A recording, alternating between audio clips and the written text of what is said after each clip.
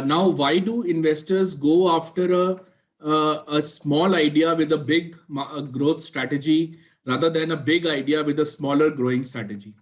See, a big idea means we all know pyramids were constructed by the kings. These were vanity projects, big ego projects.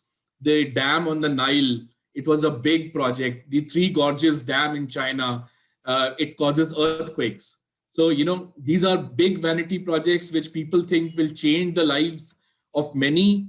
But the dam on the Nile, it destroyed the whole ecosystem of Egypt, the Nile ecosystem. So people sometimes I remember at Hitler's times, many companies wanted to please Hitler. So they invented huge tanks, 3 stories, 4-story building type tanks. They never worked because they were so easy to bomb. So these are like big ideas which don't go anywhere, but we have small ideas like Khan Academy. Now, Khan used to teach his children IIT entrance. But his children said, you are a vet, you don't know how to teach, so you better make videos. So he started making 10-minute videos and putting on the website. And he got so much of traffic that he turned it into a profession. He was called by Bill Gates, and Bill Gates gave him a huge money to expand the whole, democratize education. Similarly, Twitter is a small idea of connecting people through small tweets. Now, how did Twitter become a platform, became viral enough to have so much of audience? Because when you first register with Twitter, they came up with a very smart growth strategy that you have to follow different profiles at the time of onboarding Twitter. So as soon as you follow those profiles, you start getting content and it keeps you hooked. That's where Twitter got a success with its growth strategy. LinkedIn, you remember, we used to create a profile on LinkedIn. It used to ask for our Gmail ID. And then it used to send emails to all our Gmail contacts. That's how it became viral. It was a very smart growth strategy. With Airbnb, if you use Airbnb, people used to get very confused with user reviews.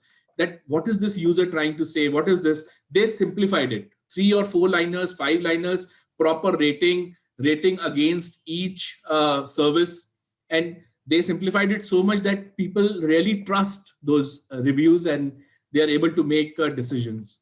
Amongst the big ideas, like China thought that they will turn the entire country urban. So they created big cities in between villages, which many of them are ghost cities and people are not using it. One big example in the corporate side for big idea going broke is Wework. Wework founders said that the office culture is very formal. So he said that the offices will become a community and people will eat with each other, play with each other. So he leased out buildings in prime locations, made them 7-star infrastructure, free food, free Wi-Fi, free printing, and so on, and gave it out to gig economy, the freelancers, the small businesses.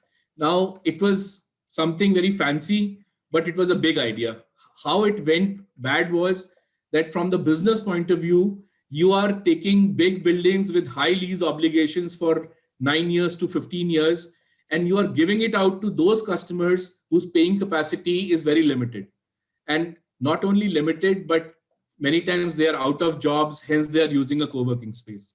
So this is where WeWork became bad. These are the growth strategies which I won't touch right now.